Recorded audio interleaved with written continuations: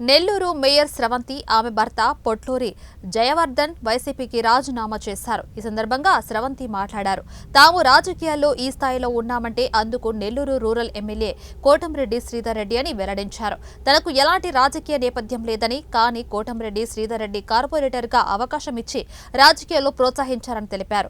శ్రీధర్ రెడ్డి వైసీపీని వీడినప్పుడు కొన్ని ఒత్తిళ్ల కారణంగా తాము ఆయన వెంట నడవలేకపోయామని స్రవంతి విచారం వ్యక్తం చేశారు. అయినప్పటికీ శ్రీధర్ రెడ్డి తమను పల్లెత్తు మాట అనలేదని వెల్లడించారు.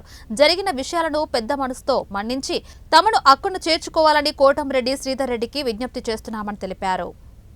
వైఎస్ఆర్ కాంగ్రెస్ పార్టీకి రాజీనామా చేయాలని ఒక ఆలోచనతో కూడా పెట్టడం జరిగిందని కూడా మీ అందరికి కూడా తెలియజేసుకుంటూ, శ్రీధర్ అన్న మళ్ళీ మమ్మల్ని హక్కును చేర్చుకోవాలని మేమందరం కోరుకుంటూ సెలవు.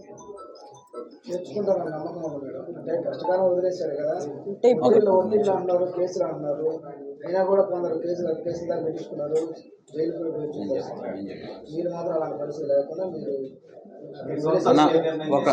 కష్టకాలంలో రోడ్డును వదిలేశారు. మీరు అపవాది మీకు అందరం ఇచ్చినటువంటి శ్రీధరాన్ని మీరు నడి రోడ్లో వదిలేశారు కష్టకాలంలో. ఇప్పుడు మళ్ళీ వస్తున్నాం మేము, అధికారం వచ్చింది కాబట్టి అంటారు. దీనికి మీరు ఇచ్చే సమాధానం మేము ప్లీజ్ రిక్వెస్ట్ నేను చెప్తాను తర్వాత మేయర్ గారు ప్లీజ్ రిక్వెస్ట్ మేము ఒకటే చెప్తున్నాం. అధికారం కోసం ఆ రోజు మేము పాకులాడలేదు. నా గురించి మా సతీమణి శ్రవంతి గారి గురించి మీ అందరికి కూడా తెలుసు. అధికారం కోసం, డబ్బు కోసం పాకులాడేటువంటి మనస్తత్వం నాకు లేదు. నేను ఇందువరకే చెప్పా, శ్రీధర్ అన్న దగ్గరే రాజకీయ పాఠాలు నేర్చుకున్నా.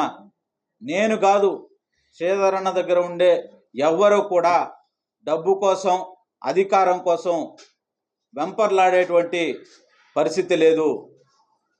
శ్రీధర్ అన్న నమ్ముకొని ఉంటే ఆ కార్యకర్తలకి డబ్బు కానీ, కుటుంబ సంక్షేమం కానీ, పదవులు కానీ వాటంతటా అవే వస్తాయనేటువంటి విషయం అందరికీ తెలుసు.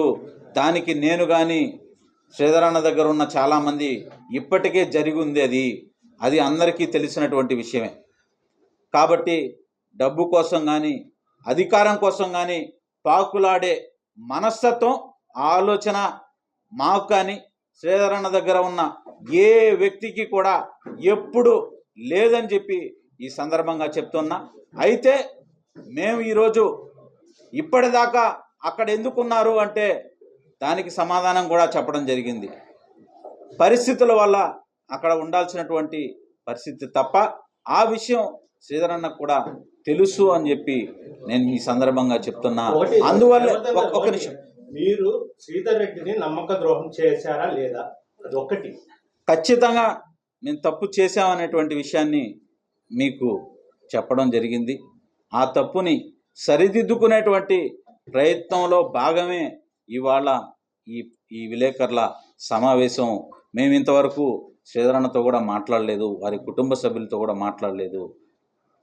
ఆ అవకాశం కల్పించమని కోరుకుంటున్నాం తప్ప మమ్మల్ని వారంతకు ముందు ఒక కుటుంబంలో సభ్యుడిగా ఏ విధంగా 15 సంవత్సరాలు చూసుకున్నారో అది చేయమని, అది ఆ అవకాశం కల్పించమని మాత్రమే మేము అడుగుతున్నాం. అధికారం కావాలని చెప్పి మేము అడగటం లేదు. కేవలం మేము ఇప్పటి వరకు ఎందుకు రాలేదు అంటే అప్పుడు ఉన్నటువంటి అధికార పార్టీ కల్పించినటువంటి పరిస్థితుల వల్లనే మేము అక్కడ ఉండడం జరిగింది. అంతేకాని వేరే ఉద్దేశం లేదు.